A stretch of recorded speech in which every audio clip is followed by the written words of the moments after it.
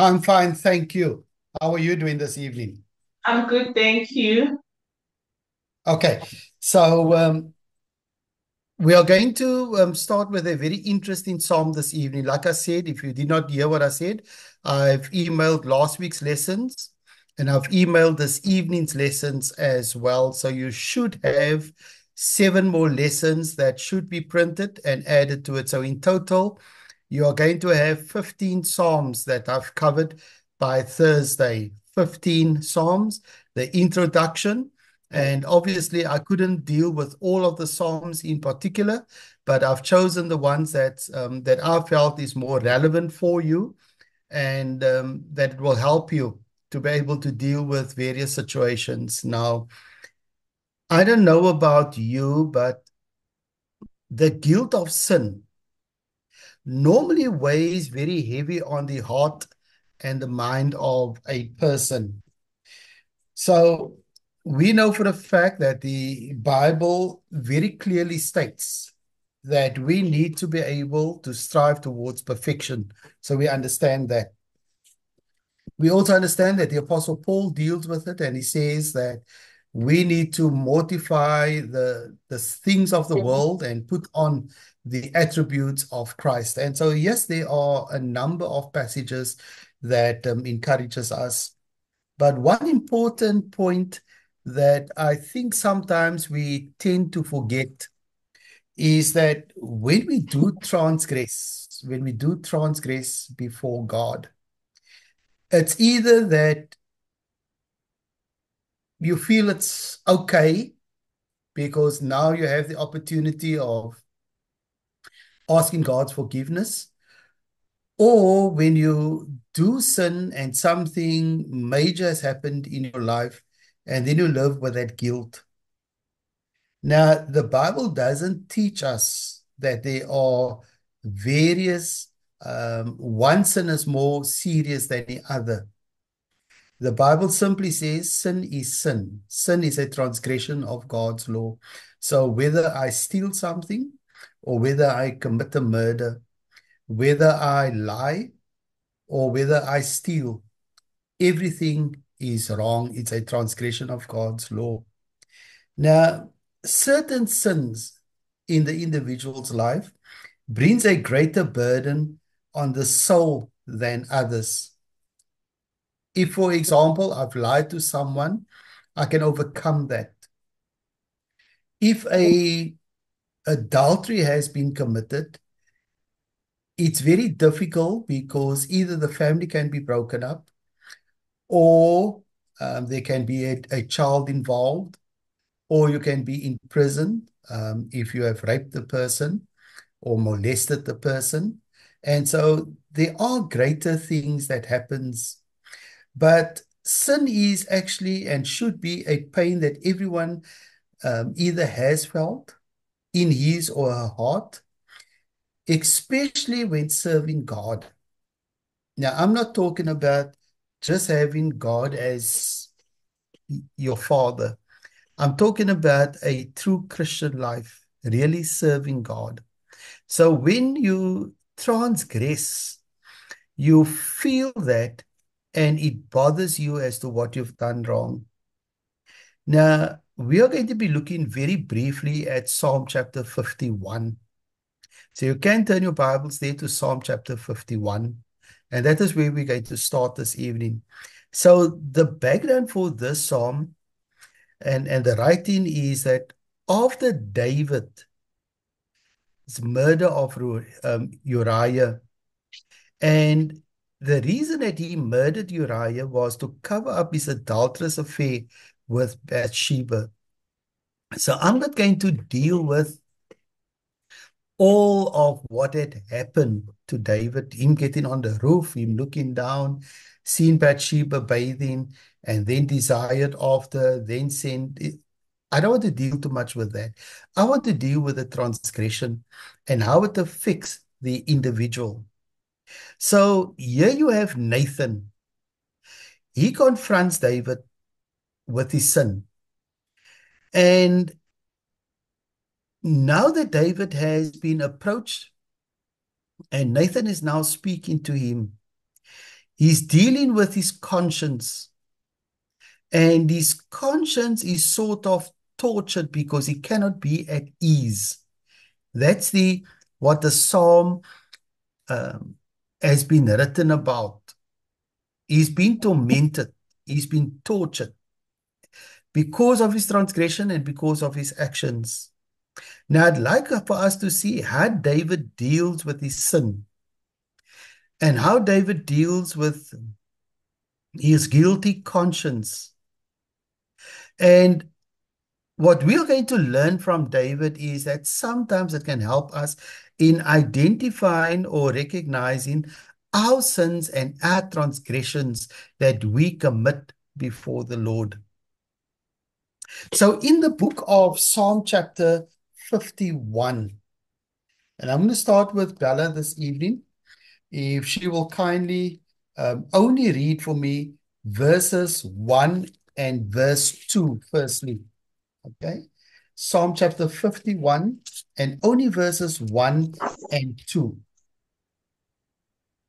To the chief musician of Psalm of David, when Nathan the prophet came unto him after he had gone into Bathsheba. Have mercy upon me, O God, according to thy loving kindness, according to the multitude of thy tender mercies. Blot out my transgressions.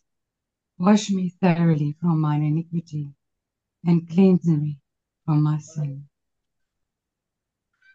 All right. Now, it's a very interesting verse that first of all, what David does say in verse 1, he says, have mercy upon me.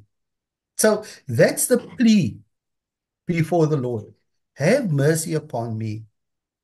Then he says, but according to your loving kindness.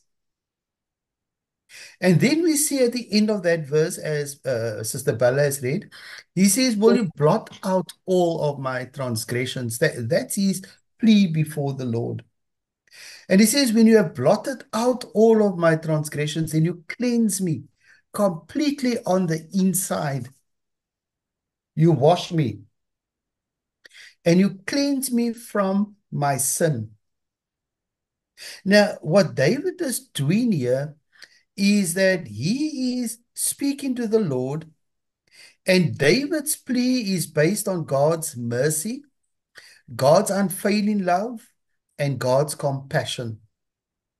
That's his plea that it is based on. And David does not rely upon any of his past service in his plea. He doesn't speak about me being a king. He doesn't speak about me being a shepherd boy. He doesn't speak about any of the achievement. What David does not ask God. Notice what David does not ask God. David does not ask God how to look at how good of a king he has been up to this point. And now he pleads with the Lord and he says, please grant me mercy. What is David doing? David is relying completely on God's mercy, God's unfailing love, and God's compassion. That's the first thing that we need to recognize in verses 1 and verse 2. Secondly, what we need to recognize in verses 1 and 2 is that David describes his error. And he describes his error with words that I've mentioned now: transgression, iniquity, and sin. And rather than saying, you know what, I've had him killed, or have mercy on, because of the sin I committed with Bathsheba, of what I did to Uriah. What David is asking for, he's asking for God's mercy for his whole life because his life has been full of sin. Now, that verse has caused a lot of misinterpretation, verse 5. And I'll read verse 5 for you. It says, behold, I was brought forth in the iniquity, and in sin my mother conceived me. In sin, my mother conceived me. Now, verse 5 is not speaking about his sin. What David is speaking about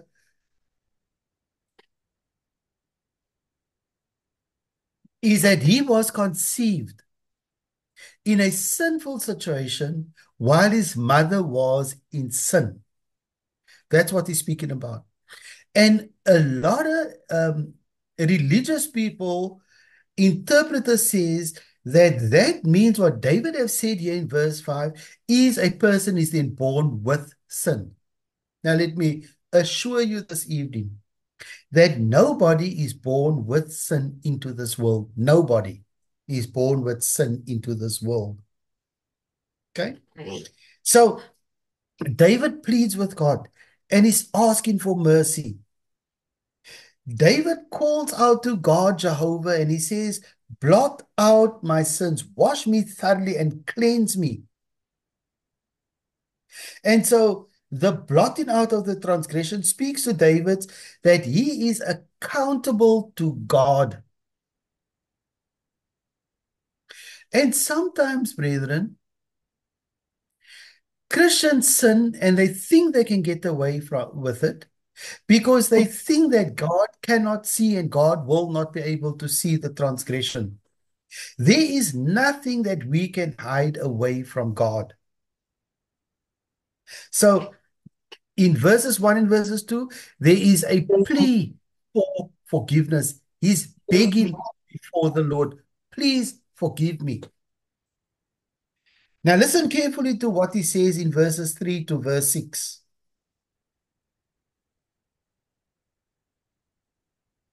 You can go ahead and read it now again.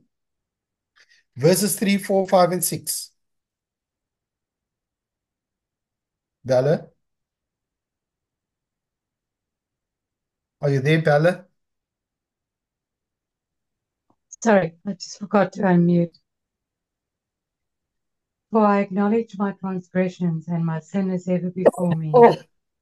Against thee, thee only, have I sinned, and done this evil in thy sight, that thou mightest be justified when thou speakest, and be clear when thou judgest.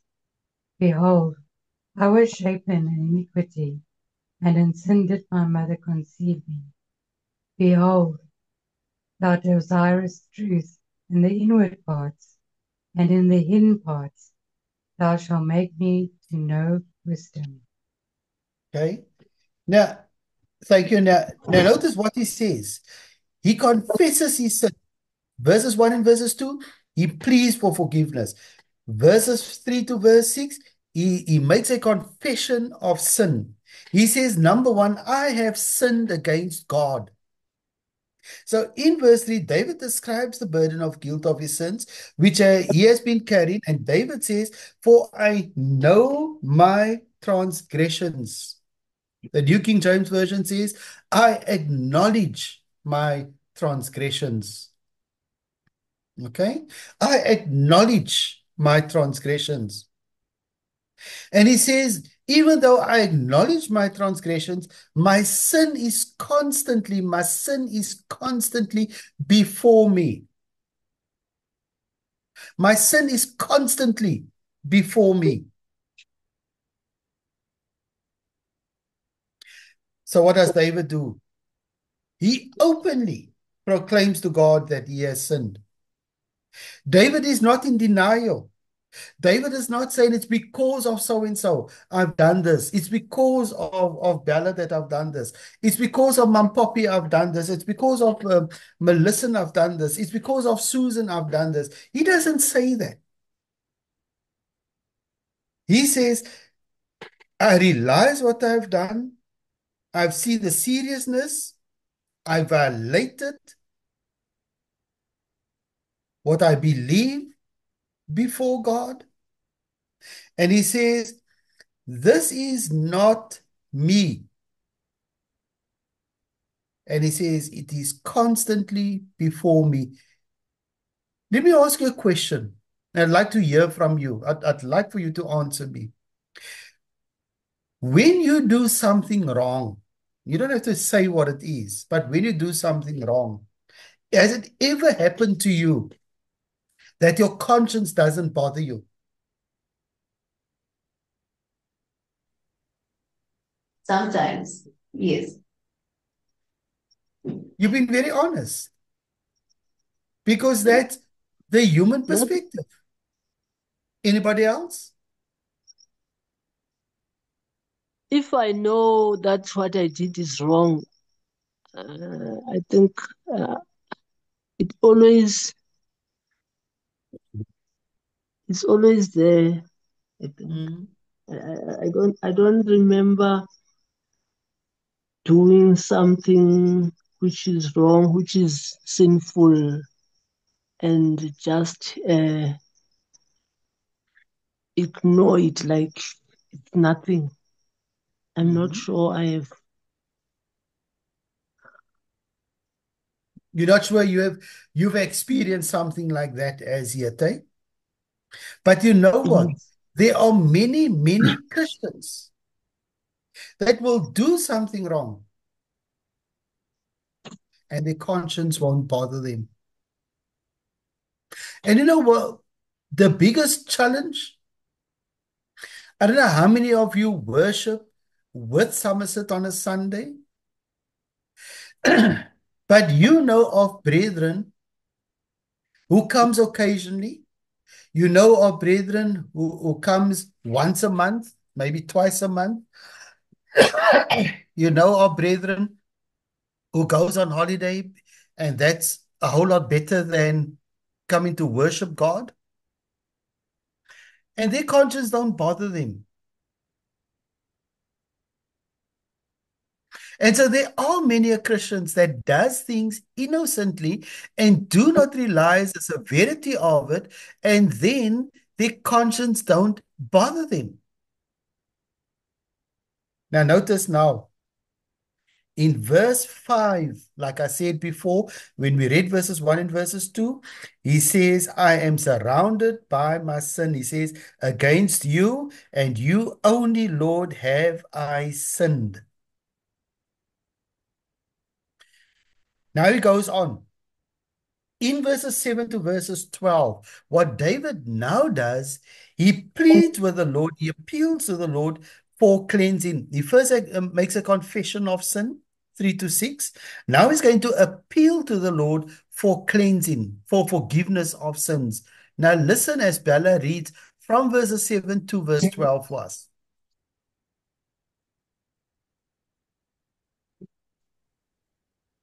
Purge me with hyssop, and I shall be clean. Wash me, and I shall be whiter than snow.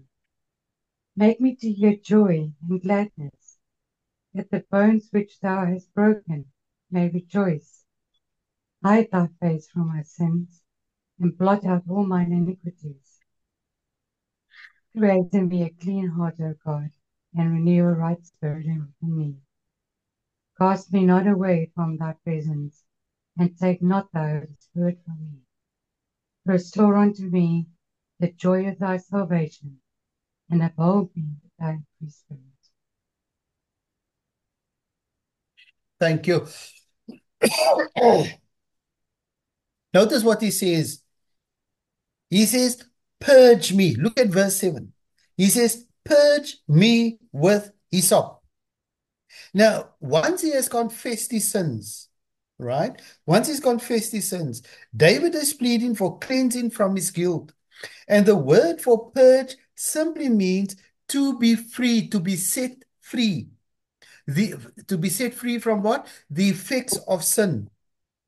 In regards to being purged with hyssop, the Expositor's Bible commentary states the unclean, now notice this, the unclean such as lepers, used to present themselves before the priest on the occasion of the day of purification.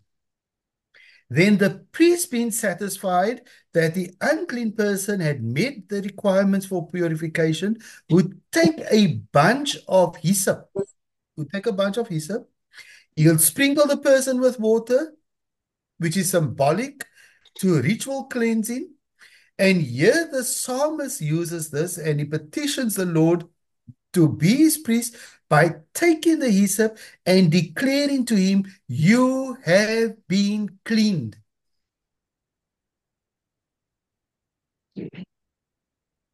See? So do you see the importance of this? So when you read here, purge me with hyssop. Now, I'm not undermining your biblical knowledge. I'm not doing that. But how many of you understood that particular verse when he said, purge me with hyssop? What does it mean? Now, remember that time when lepers were around and you walked on the one side of the street and you saw a leper coming, you would walk as far away from a leper as possible because the leper were contagious. Now, David wasn't contagious with his sin because he sinned before God. He already pleaded with God. He already asked God to forgive him. But he is using what he understood and what he saw about the lepers and about the priests. And he says, God, Jehovah, you become my priest and you purge me with hyssop. So he's making an application of what had happened and how he believed the importance of being cleansed. And then he says, create in me a clean heart, O God, and renew a steadfast spirit within me. Okay? Now, when he speaks about here, in verse 12, where he says, restore to me the joy of your salvation. Restore. David is pleading for a spiritual restoration. He's not just asking, Lord, just forgive me. He's not asking, Lord, just take care of me. He's talking about he wants to go through a restoration. David desires to hear joy and gladness again and sin to be removed, the joy of life, and that can bring the severe consequences. David wants to return to the days of joy and gladness. And this is what he does in verse 12. For him to be able to get back into that relationship with the Lord, that joy with the Lord, he says, restore in me, create in me a new spirit. And so, amongst all the requests that one reads within the Bible, sometimes a lot of people regard this as the greatest request and the most beautiful request and the most powerful request that David had spoken about in verse 10. Create in me a clean heart, O God, and renew a spirit within me. David does not want to simply be made clean. He realizes that he needs life and heart changes. Now notice how it continues in verses 13 to verses 17.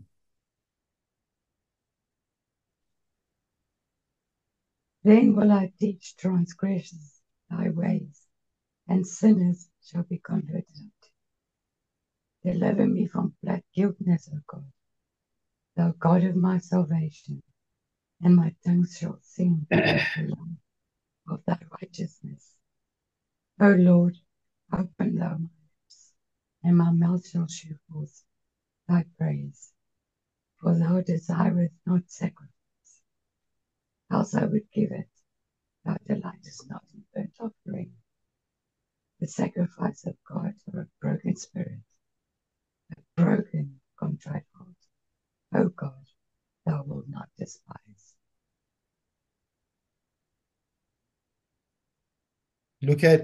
When you look at verses 13 to verse 17, you know what you see here? God's desired responses from man. God desired responses from man. teach the transgressions, he says in verse 13. You see, we are called upon to teach others about God's way. We have to tell other people about God's mercy and what God has done for us.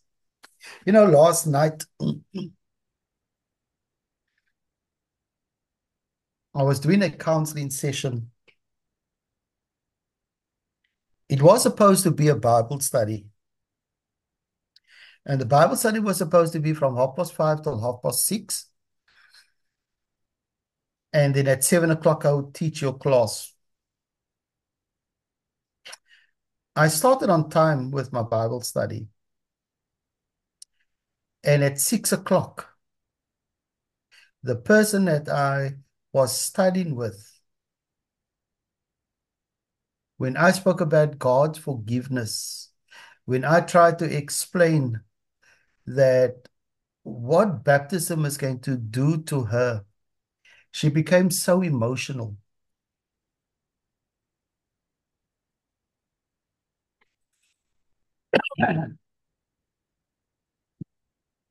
And as a counselor, you don't ask direct questions, but you try to speak to the person for them to open up and to speak to you. And she was talking about the upbringing. And then she was vividly telling me what had happened to her as a child at the age of 5. And then she told me what had happened to her as a child at the age of 8. And she relived all of those moments in her life. She's a lady of 52 years of age, 52. And then she started speaking to me about when she turned 14 years of age. And then she told me what had happened at the age of 17. And then she told me what had happened at the age of 19. And that lady literally cried. Because she was describing how her dad was molesting her. Now, I look now, you're all ladies here. And some of you are grown women. And from the age of 5, she had to protect herself, try to protect herself. And she's convinced that her mother knew what was happening. And in her heart, she cannot forgive her mother.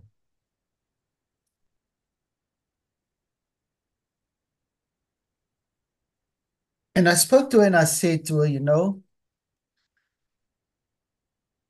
when you look at the life of David, and maybe some of the things that have happened to you hasn't happened to David, but David did some of those things to someone else, his wife. And I said, you can bring closure to your life through the grace of God and through the mercy of God and through the Holy Spirit. And the conviction of your heart that God loves you and God is going to renew you as a human being again with the forgiveness of God. Not because you have done something wrong, but because of what had happened to you. You are asking God to help you overcome those memories. You see, David was living with those memories. He was struggling with those memories. He couldn't live with those memories. Brethren, sometimes let me ask you as students this evening, as Christians, firstly as Christians, and then secondly as students. Can you live a Christian life in pretense as if everything is okay when the Lord knows it is not okay? You see, David speaks about that. And David recognizes that God knows everything about him. And therefore he pleads with the Lord and he says, teach me, O Lord, and help me. And then in verse 13, notice what he says in verse 13. Then I will teach transgressors your ways, and sinners shall be converted to you. What's our responsibility? Is to teach others about the love of God. So what does he plead? He's pleading for God's forgiveness so that he can tell others about God's forgiveness and teach the values of God.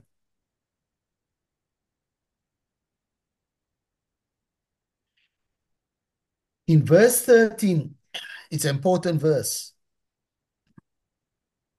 But in verses 14 and verse 15, he says, I will sing praises to the Lord. He says, deliver me from the guilt of bloodshed of God and the God of my salvation, and my tongue shall sing aloud of your righteousness. He says, I will sing praises to you because you are worthy to be praised.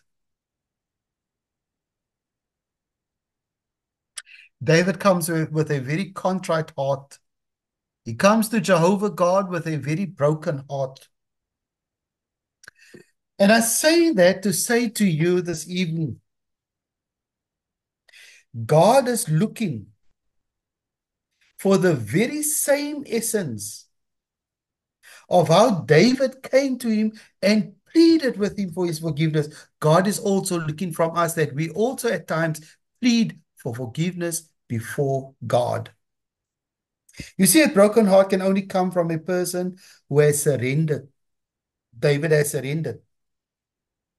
We have to destroy our strong will and allow God to rule in our hearts. Our conscience is our guide, and we need to allow God's word to rule our lives. What a tremendous lesson, brethren, of what we can learn from David. And we can take that story and we can relate it to someone else and say, if God was able to forgive, then we also need to learn to forgive. We cannot live a life where we're not prepared to forgive others. Okay? So that concludes chapter 51. Any questions, any comments you'd like to add before I continue to the next one?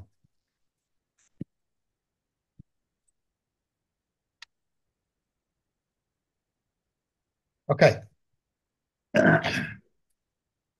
Now, let's do the next one. Have you got Psalm 59 with you? Yes or no? Yes, sir. Okay. In Psalm chapter 59, again, it's a beautiful psalm. It has 17 verses. And this psalm speaks about the assured judgment of the wicked. The assured judgment of the wicked. So this background of this psalm here, is when Saul sent his people to watch the house and kill him. And the description links with the background of the psalm in the situation of 1 Samuel chapter 19 and in 1 Samuel chapter 19 verses 11 to 18. Let's read some of the background that we see here in 1 Samuel chapter 19, because then this psalm is written based on what had happened in 1 Samuel chapter 19 from verses 11 to verses 18. Okay? Everybody got it? Yes, sir. All right.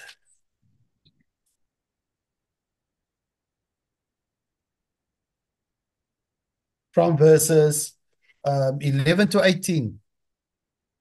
Melissa, you're going to read it for me? Okay. Saul sent men to David's house to watch it and to kill him in the morning. But Michal, David's wife, warned him, if you don't run for your life tonight, tomorrow you'll be killed.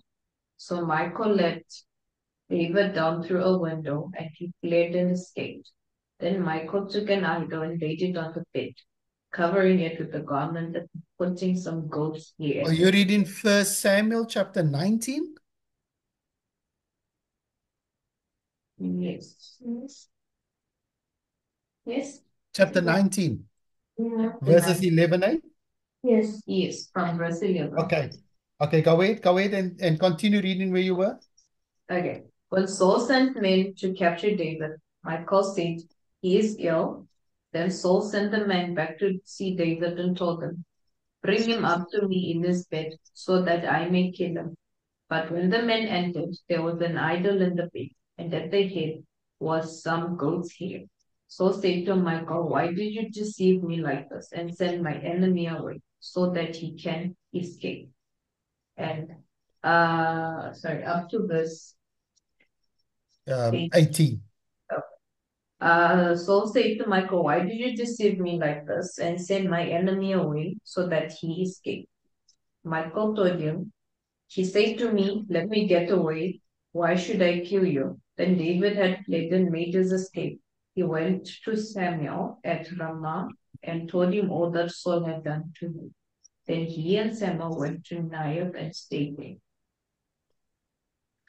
Thank you. Now, notice the paragraph. Thank you very much for the good reading. Now, notice the paragraph, the second paragraph on your page. It is amazing how many times Saul attempts to take David's life. In 1 Samuel 19, Saul sends men to David's house to kill him. Michal spares David's life and gives him time to pretend that he is sleeping in his bed and is sick. Okay, it's on the page I'm reading now. Notice that Saul did not care that David was sick. So what does Saul do? Saul commands the men to get him out of the bed so that he can kill him. David now writes a psalm under the stress of this life-threatening circumstances. Now, remember the 5 questions you always ask: when it was written, to who it was written, why it was written, what is the background that it was written, and who it was written to.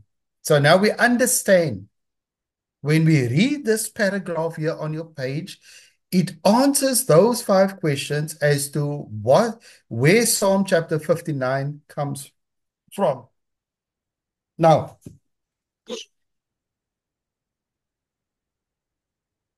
Melissa, I want you to read now Psalm chapter 59, verses 1 to 8, please. Psalm 59 from verse 1 up to 8, please. For the director of music, to the tune of Do Not Destroy of David, a miktam, when Saul had sent men to watch David's house in order to kill him. Okay, verse 1. Deliver me from my enemies, O God. Be my fortress against those who are attacking me. Deliver me from evildoers and save me from those who are after my blood. See how they lie. Just so far, let me just deal with verses 1 and 2, and then I'll get to read the next verses. So just hold there, okay? So now what you notice in verses 1 and 2, what has been described here, that David's plea is for deliverance. That is David's plea. Remember the background of the psalm? So David's plea is for deliverance. And as you read the first 2 verses, there is no doubt that the circumstance in which David writes is about these men who have been sent by Saul to kill him. And David now asks for help with 3 different words. In 4 places in the first 2 verses, David asks for salvation from these men who have risen up against him and intent on shedding his blood. David is depicting an image of God, setting him on high, place where he cannot be attacked from his enemies, and particularly those who have come to his house to kill him. So that is what we see now. Okay, what David is doing, he's asking for God's help. He's asking for salvation. And he immediately says that these are the men has come and kill me. Now, notice what David now says in verses 3 to verse 5. He says, Lord, where are you? Look what is happening. See what is happening. Listen to verses 3 to verse 5. See how they lie in wait for me. Fierce men conspire against me for no offense or sin of mine, Lord. I've done no wrong, yet they are ready to attack me. Arise to help me. Look on my plight. You, Lord God Almighty, you who are God of Israel, rouse yourself to punish all the nations. Show no mercy to wicked traitors. Okay. So notice what happens in verses 3 to verse 5. David continues his prayer and he's asking God to see some things that are going on in his life. Firstly, he says, look, Lord. Remember I said to you, Lord, look. So he says, look, Lord, they are laid in ambush. Fierce men conspire against me. Powerful men are attacking me. And notice what he cries out to the Lord God to see the troubling circumstances that he is in. He's reaching out to the Lord. He's pleading with the Lord. He says, Lord, please see these circumstances that I'm in. Secondly, what David also says in verses 3 to verse 5, he says, Lord, I'm innocent. Powerful men are attacking me, not because of any sin or rebellion of mine, not because of any fault of mine, but they run and they take a position. I do not believe that David is saying that he completely is free of any sin in ever that has happened in his life. But David is speaking about these circumstances. And then thirdly, what David does say in verses 3 to verse 5, he calls for the Lord and he says, Lord, awake. Now, this is almost like he's writing as if the Lord is sleeping. So he says to the Lord, Lord, awake, arise and punish. Because you see, David knew that the Lord had punished nations before. He knew that God at times had showed no mercy, no grace. When it was wickedness, God punished them. So David is pleading with God and he says, Lord, please help me. Now notice in verses 6 to verse 8, David describes his enemies. A description of his enemies. Notice in verses 6 to verse 8. They return at evening, snarling like dogs, and prowl about the city. See what they spew from their mouths. The words from their lips are sharp as swords, and they think, who can hear us? But you laugh at them, Lord. You scoff at all these nations.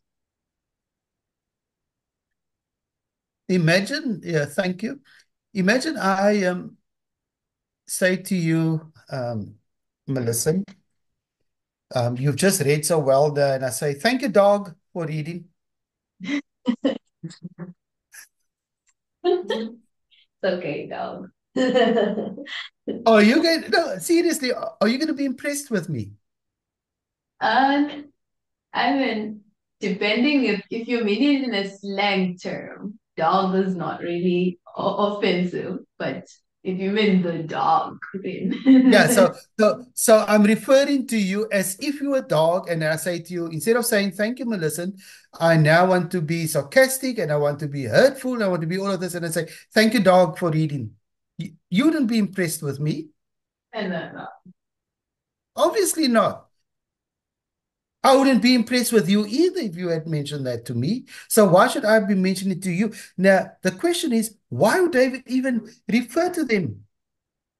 Because he refers to them as snarling dogs, as snarling like dogs.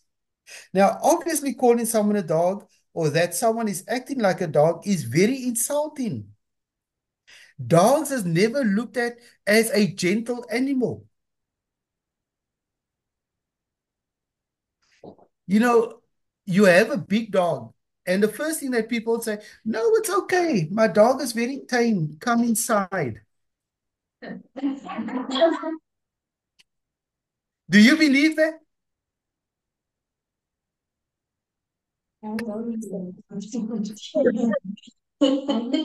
Mm. You know, my puppy, I had a dog. Now, my dog was very tame. Okay. It was a fierce dog, but the dog was very tame. So I had about 20 people come and have fellowship because we prayed and we did all sorts of things. And the one brother, the member of the church, asked me, can I just go to my van? I need something outside in my van. And I said to him, fine, no problem. Let me open up the gate for you. But my dog, wherever I went, especially if there was people, he would follow me and it always want to be at my side. So I told him, don't close the gate. It's okay, just leave the gate as if it's closed. And when you're done in your van, you come back in. But I'll be by the door and I'll wait here for you because I knew my dog is there. And it was a Staffordshire. And so he goes out and I turn my back and I'm talking to someone else now by the front door and he's by the gate and he opens the gate. And guess what my dog did? Went for him. But my dog was tame. You would never do something like that. But you see, my I laughed afterwards, but I didn't laugh when it happened, okay?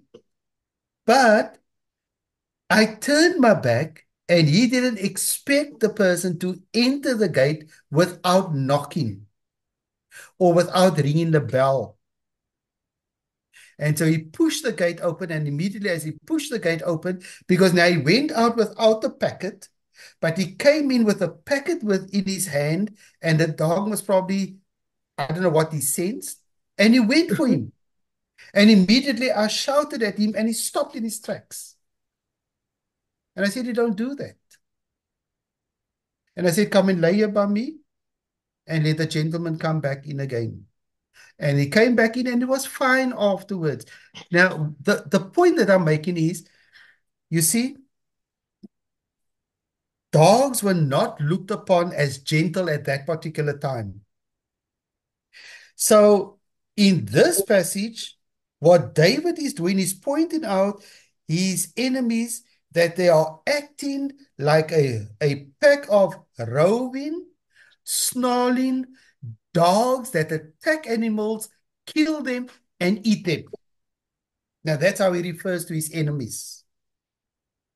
So that's a description that David has given about his enemies in verses 6 to verses 8.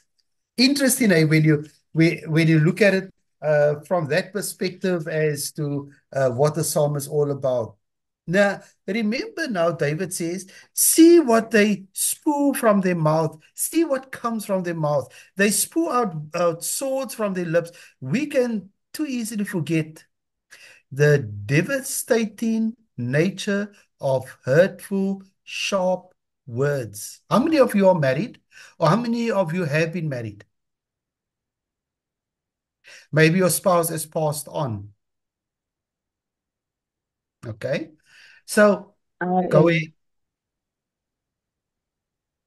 Go ahead, Mom Poppy. I I am, sir.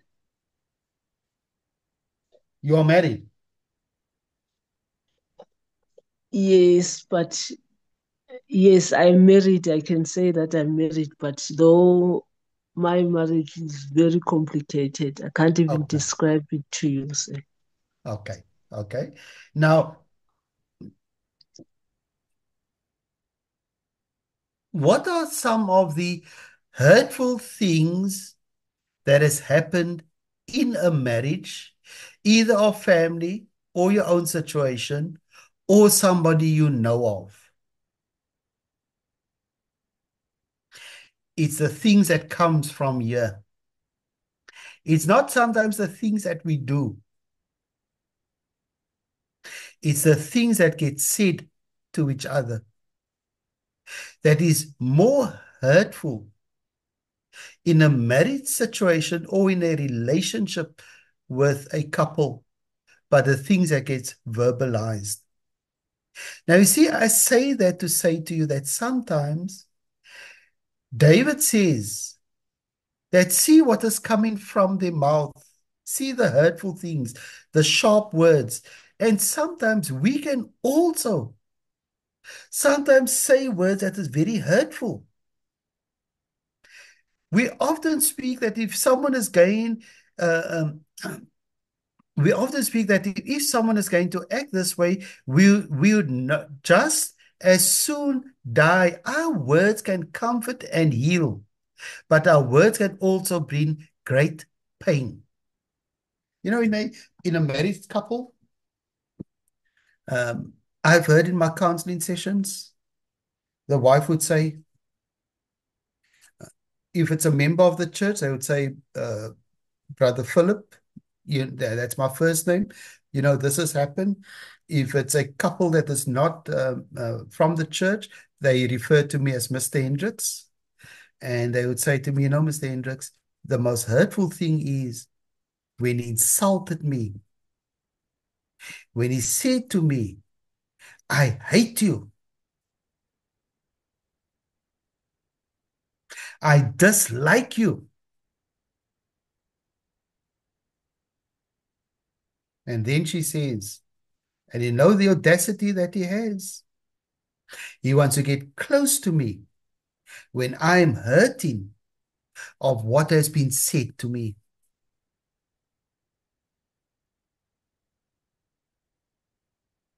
Many other things I can share with you.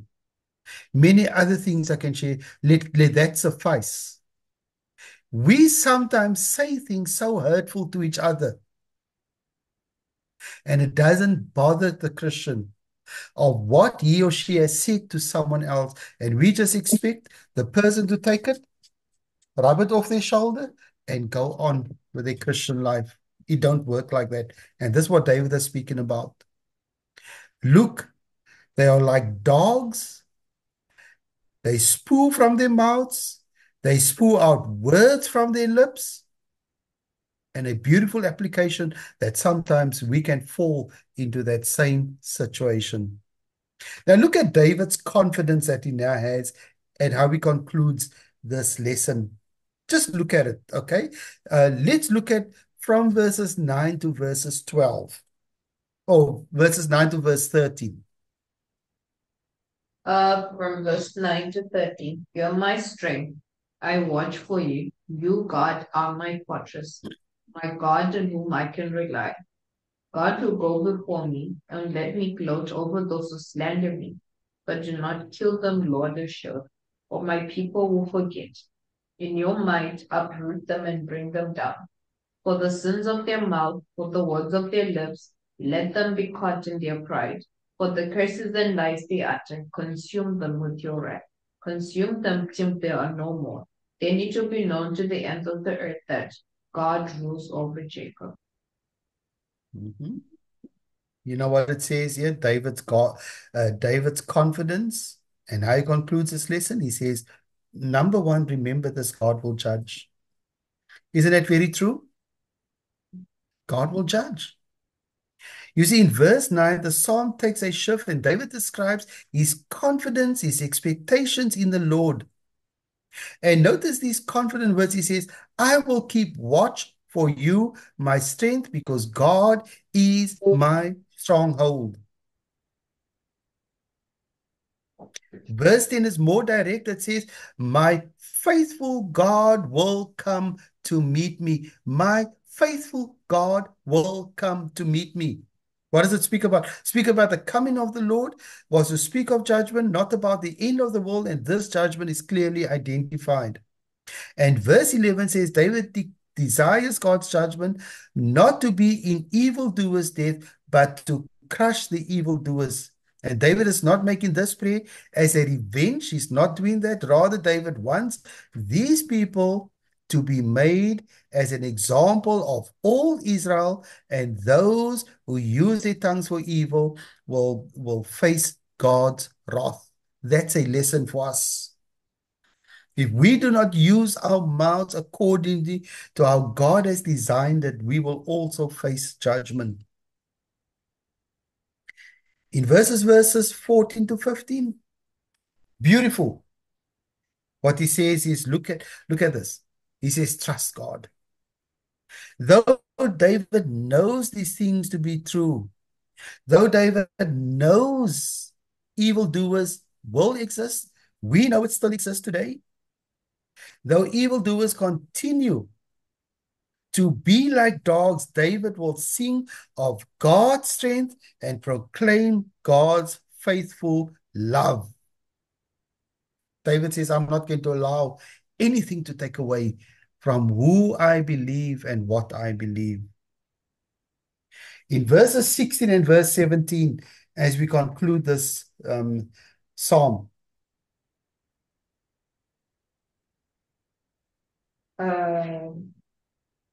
From verse 14 to 17. okay? Okay.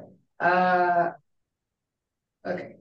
They return at evening, snarling like dogs, and prowl about the city. They wander about for food and howl if not satisfied. But I'll sing of your strength in the morning. I'll sing of your love, for you are my fortress, my refuge in times of trouble. You're my strength. I sing praise to you. You, God, are my fortress, my God, on whom I can rely. You know what it basically says to us here, students? God is faithful. Isn't that very true? Mm-hmm. God is faithful.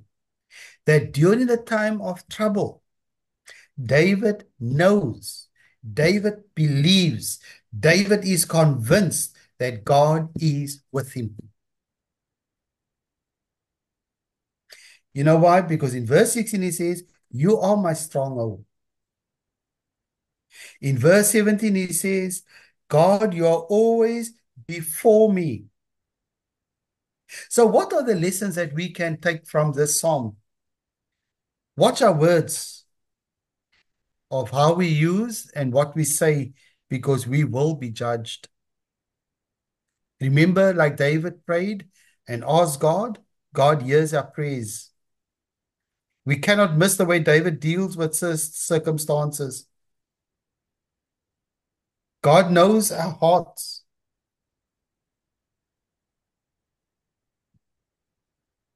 God protects us. God defends us. Even when we go through the most trying times in our lives, God is with us. I visited my daughter today and I sat at the bedside. And she's an adult already. She's a grown woman. She's 42 years of age. But I sat at the bedside today and I said to her, her name is Lynn. I said to her, Lynn, you struggle with your health because she is not a very well person. And there are many times that she is taken up in hospital and we have to then be there for her. And I said to her, just remember this. God knows. I said, as you lay here in your quietness of the hospital, with all the things on you, monitoring you, iron being given to her, drips are on, she can hardly move. I said to her, just remember, God is with you.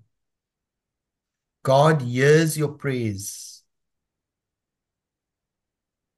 And all we have to do, when this is over, we have to say, thank you, God, because he's in control.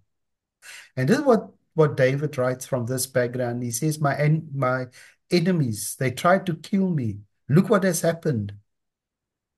And he says, I know my God will protect me. Do you believe that God is with you?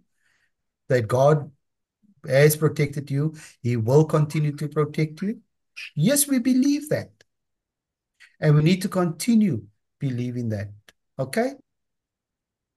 Any questions that you have?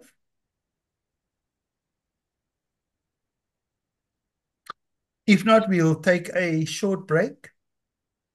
I see it is now quarter past. We'll come back at 27 minutes past and then we'll resume again. Okay? I just need to rest my voice a little bit and then we'll resume again.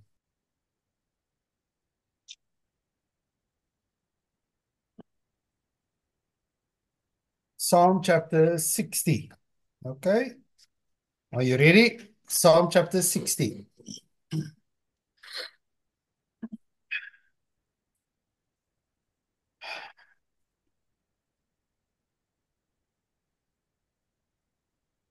Psalm chapter 60 basically deals with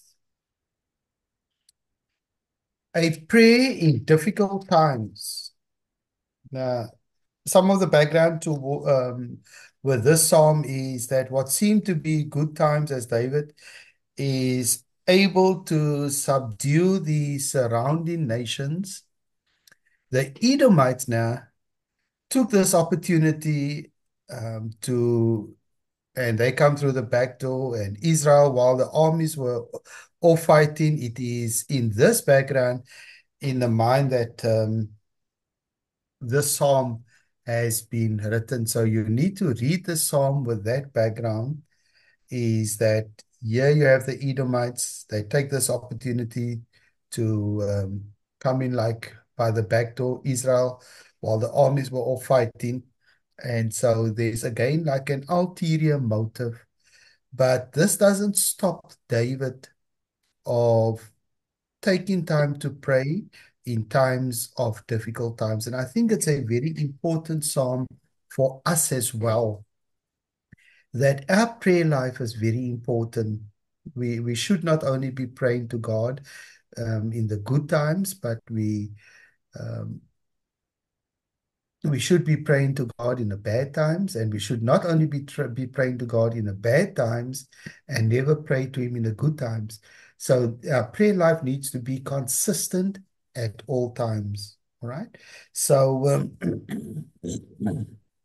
Judith, I'm going to ask you to help with our reading this evening. And I'm going to get you to read from verses 1 to verse 4 for me, please.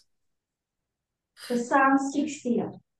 You have rejected us, O God, and burst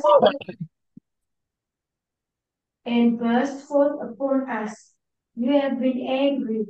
Now restore us. You have shaken the land and torn it open. Mend its stretches, for it is quaking. You have shown your people desperate times. You have given us wine that makes us stagger.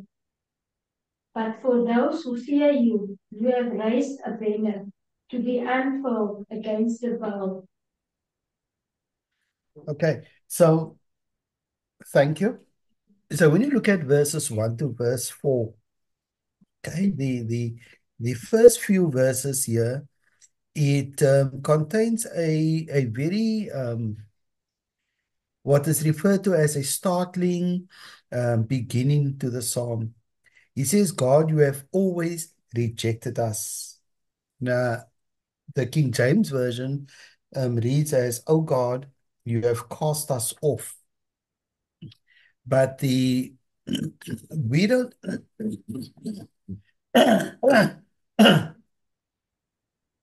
there are some phrases and some words that was used in the first century that we don't use today. So the way that we communicate today is going to be different to how it was communicated previously.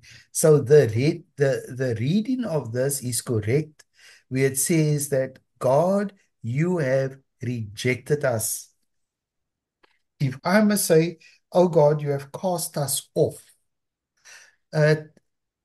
We don't understand that impact of that word usage that it had.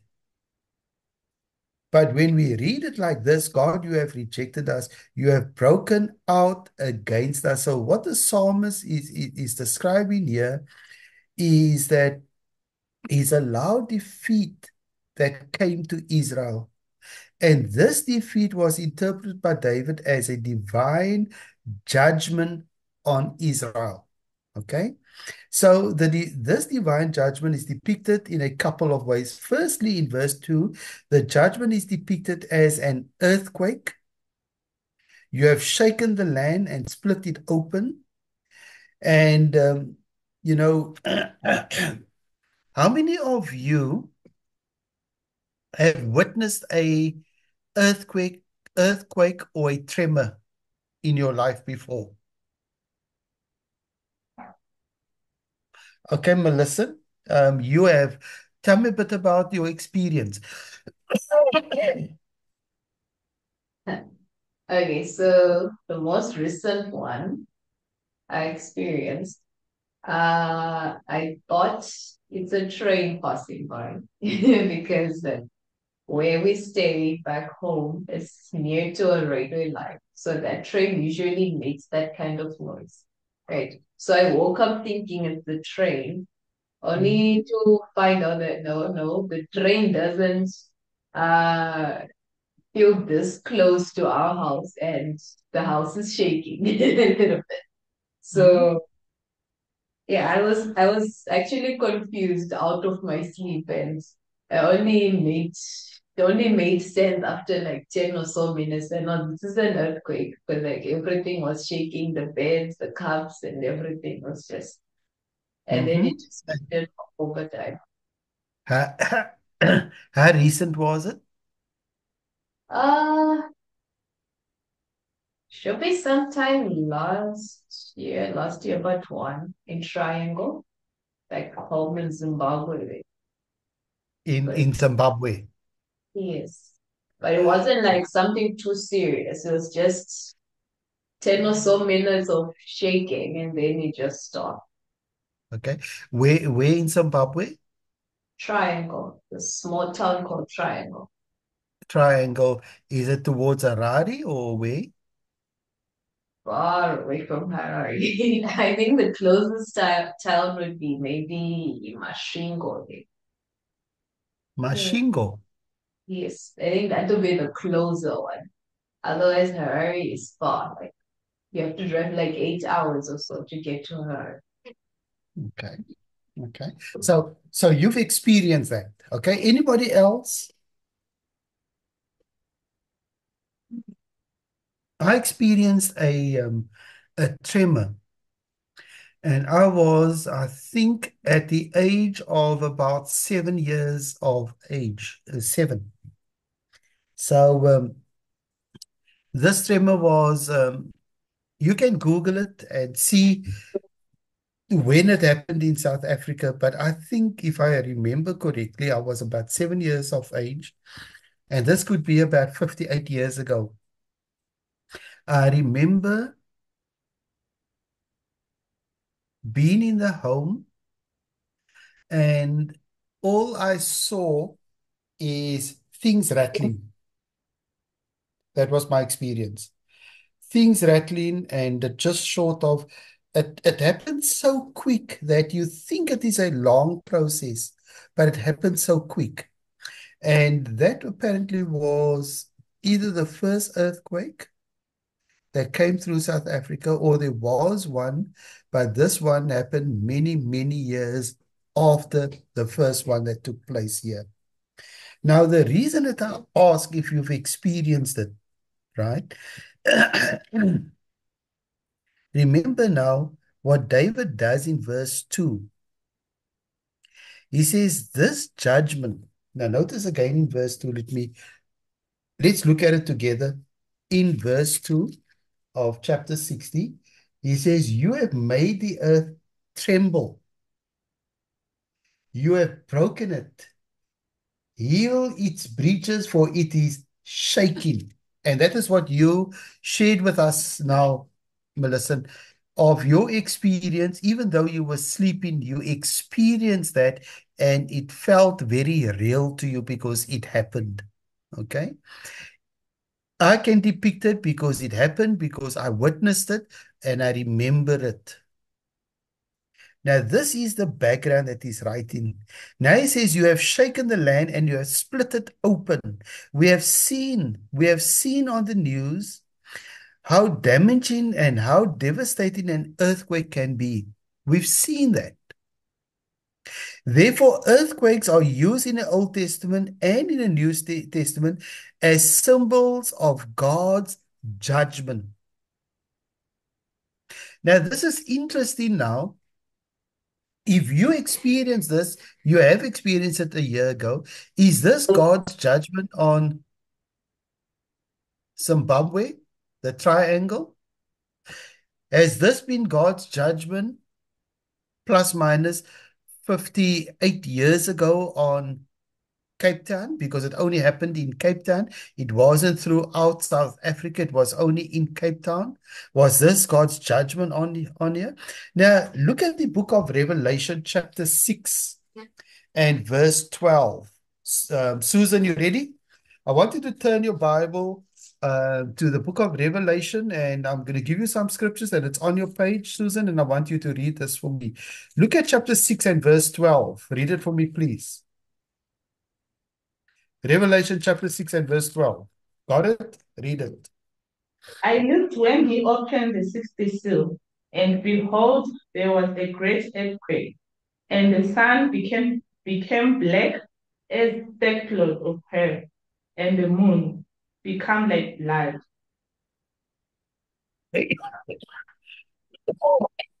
Chapter 8 and verse 5.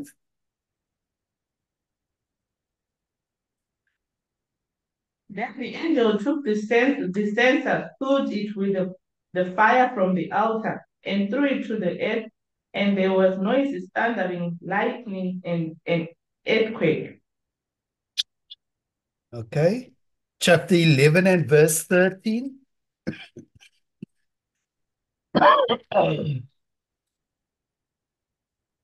In the same hour, there was a great earthquake, and a tenth of the city fell. In the earthquake, 7,000 people were killed, and the rest were afraid and gave glory to the God of heaven. Look at verse 19 of the same chapter. Then the temple of God was opened in heaven, and the ark of his covenant was seen in his temple. And there were lightning, noises, thunderings, an earthquake, and great hail. Chapter 16 and verse 18.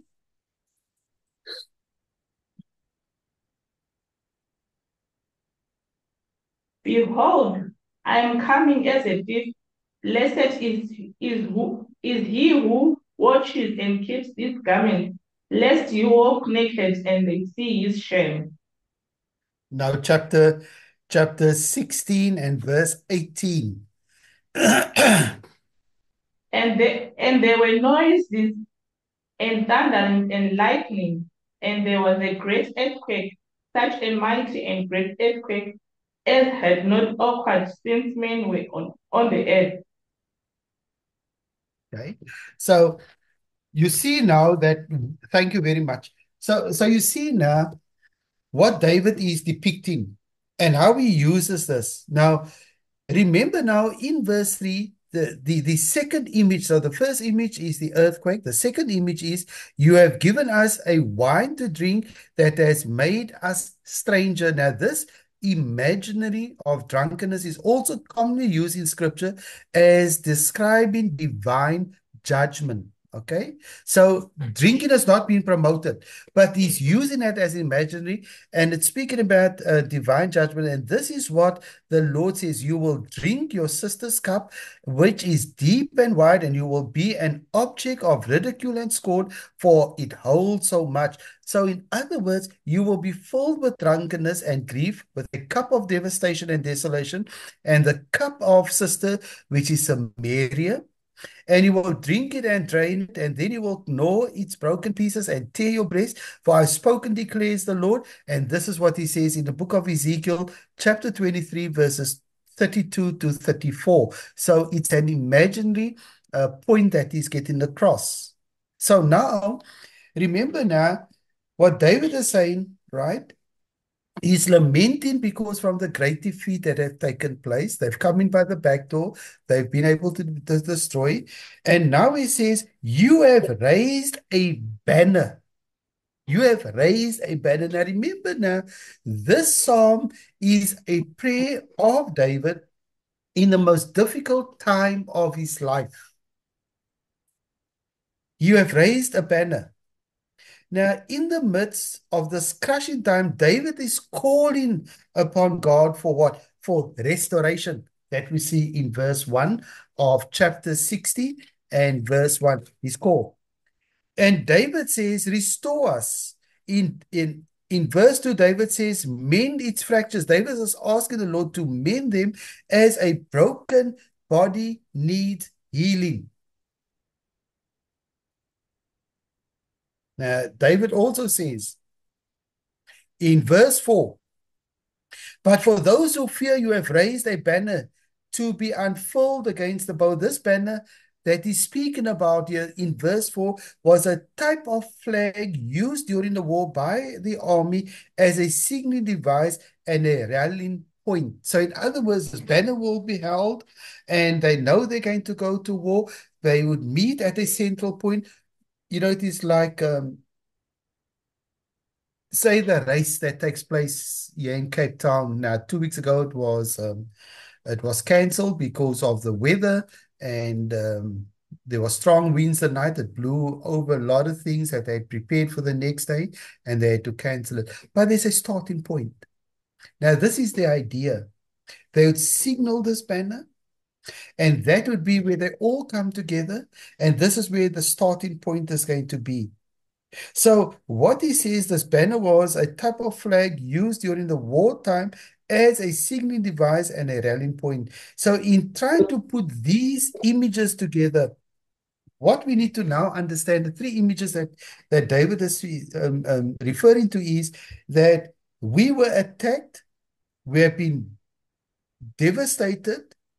Why have we been attacked? We've been attacked by the opposing army. We have been devastated. Why have we been devastated?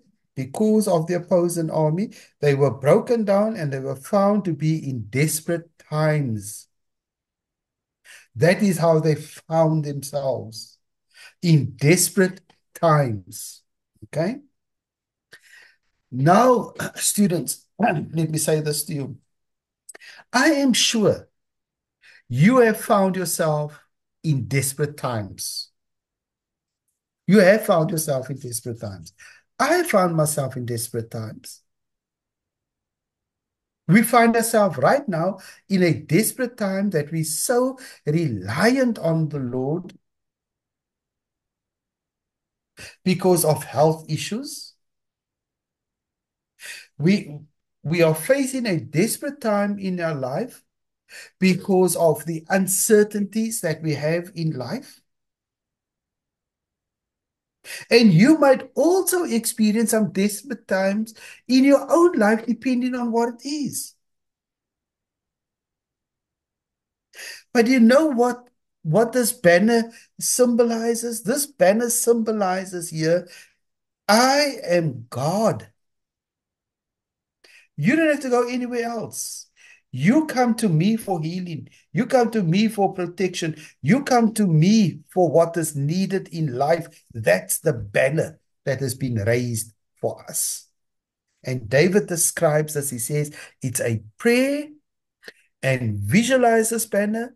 It's a prayer in difficult times, and David was experiencing that. Now notice in verses 5 to verse 8, he appeals to God, and God answers him.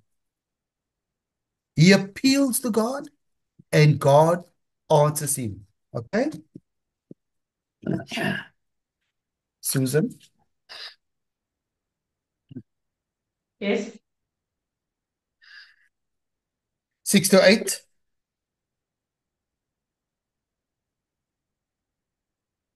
Chapter 60. And 6 to 8. God has spoken in his holiness. I will rejoice. I will divine Shechem and measure out the valley of Succoth. Gilead is mine, and Manasseh is mine. Ephraim also is the helmet of my head. Judah is my lawgiver. Moab is my washpot. Over Edom I will cast my shoe. Philistia, shout in triumph because of me. Save us. That's the call. After recognizing the need for the people to rally under the banner of truth, David calls out to God for what? For deliverance and salvation. So in the midst of turmoil, Sister Bella, in the midst of turmoil, Sister Mampopi, in the midst of turmoil, ladies in the class, who does he speak to? Who does he reach out to? He reaches out to God. The call for the right hand of God comes from the victory that God delivered against Egypt on behalf of Israel in the day of Moses. In the book of Exodus, chapter 15, verses 6 to 8 and verses 12, Judith, I want you to read this for me. Turn your Bible to the book of Exodus, chapter 15.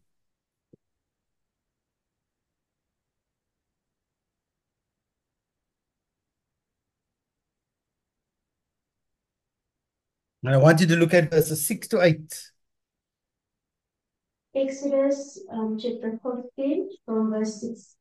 Your right hand, O Lord, was majestic in power. Your right hand, O Lord, shattered the enemy. In the greatness of your majesty, you threw down those who opposed you. You unleashed your burning anger. You consumed them like stubble. By the blast of your nostrils, the waters piled up. The surging waters stood firm like a wall. The deep waters congealed in the heart of the sea. The enemy boasted, I will pursue, I will overtake them. I will divide the spoils. I will gorge myself on them. I will draw my sword, and my hand will destroy them. But you blew with your breath, and the sea covered them. They sank like lead in the mighty waters. Thank you. To verse 12, Among the gods is like you, O Lord, who is like you, majestic in holiness, awesome in glory, working wonders. You stretch out your right hand, and the earth swallowed them. Thank you. Just so far. Now remember now, we're talking about the call for the right hand of God. And the call of the right hand of God comes from the victory that God delivered against Egypt on behalf of Israel. Remember now what he's speaking about here. After destroying the Egyptians in the Red Sea and delivering Israel from slavery, they sang these words in Exodus chapter 15. Your right hand, O Lord, was majestic in power. Your right hand, O Lord, shattered the enemy. And they sang that song. David is writing, he needs the Lord, and the Lord answers his prayer. So now what we're going to see in verse 6 is that God speaks. Because David records the words of God speaking from the sanctuary. The sanctuary was a symbol of God's presence in holiness. He was the dwelling place with his people, but still the people had to worship him, they had to honor him, they had to show reverence to him and listen to the words of the Lord. The Lord is declaring that he will divide up the land and give it to the tribes, and God declares that he will triumphant, just as he did before. Remember that the Canaanites were far better equipped to win against the Israelites when they invaded the land in those days of Joshua. But in verse 7, God is describing all of Israel's territory and stating that it all belongs to the Lord. That is what you've read. It all belongs to the Lord. Now notice now, Susan, I want you to read now verses 9 to verse 12. See the lessons that we can draw from this psalm, because we're looking at a prayer in difficult times. We also pray to the Lord in difficult times.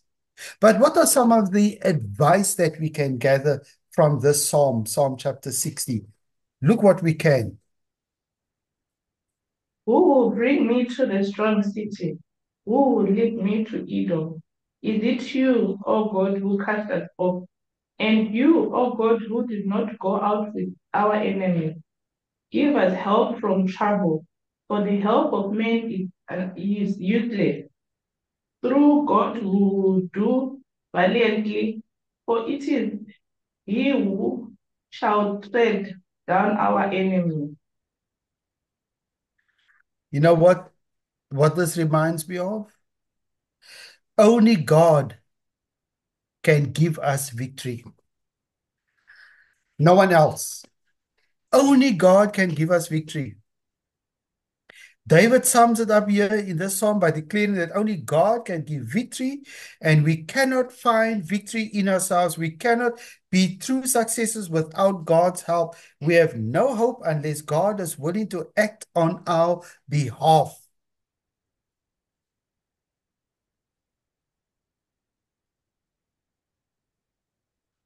Only God can give us victory. You know the tremendous lessons that I've learned, Melissa? I've been in Zimbabwe in December of last year. I went back again in June of this year. I'm leaving again for Zimbabwe in January the 14th. But I go to Harare, and then I travel 4 hours up to Nyanga, up into the mountain there. And I really enjoy working with the churches there. I really do.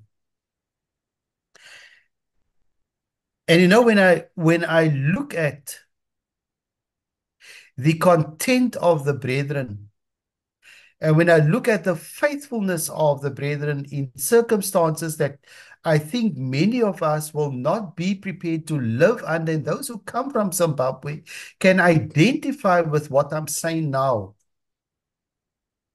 then I believe that God has given my brethren the victory to be content and to trust the Lord, that one day when this life is over, that we have a home in heaven.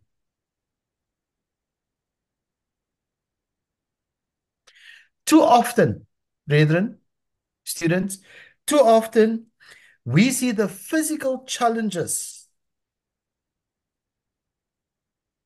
and we are all that way, including myself. Sometimes we only see the physical challenges that we face, and we forget about what God has accomplished through us, in us, with us, by us, and what He's still going to accomplish if only we trust God. Now, that was David's prayer. He says, Lord, I know that you are going to give me the strength in the most difficult time of my life. I know. Do we have that kind of faith like David does? Do we portray that kind of faith like David does? Or do we sometimes forget who we belong to? What a tremendous psalm that David writes in Psalm chapter 60. I'm going to conclude here. I'm going to ask, is there any comments, any questions that you have?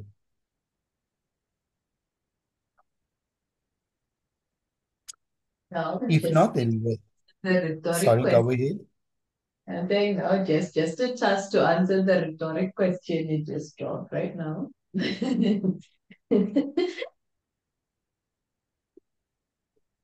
What did you want to say, my dear? I can't see. I got to put my specs on, then I can hear better.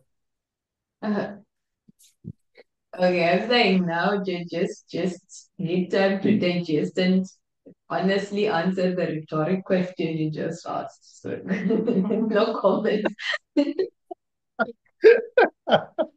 Okay. No problem. No problem, my dear. God is too good to us. God is really good. And I believe that, I'm struggling with my voice again at the moment, because if I teach too long and I teach too often, And then I have major issues with my throat and my vocal cords. And that's why you've noticed that during my teaching time, I've been coughing quite regularly. Sorry, because I am struggling. So I need your prayers as well. But I firmly believe that when I teach on prayer, I know my God can answer my prayers. I believe that. Merciful and loving Father, we are grateful for this opportunity that we could study another portion of your precious word. I pray that you will bless every student. Help us, Heavenly Father, to always be studious. Help us to appreciate your word, and help us, Heavenly Father, to always remember that we serve a living God. Be with those who will be traveling home now, and be with the rest of us, Heavenly Father, as we rest our weary bodies. It's in Christ's name that we pray. Amen. Amen. Thank you so Thank you much. so much. Thank you, brother. Thank you, Brother Philip. Thank Thank you, Bye-bye, my ladies. dear. Bye-bye, my sister.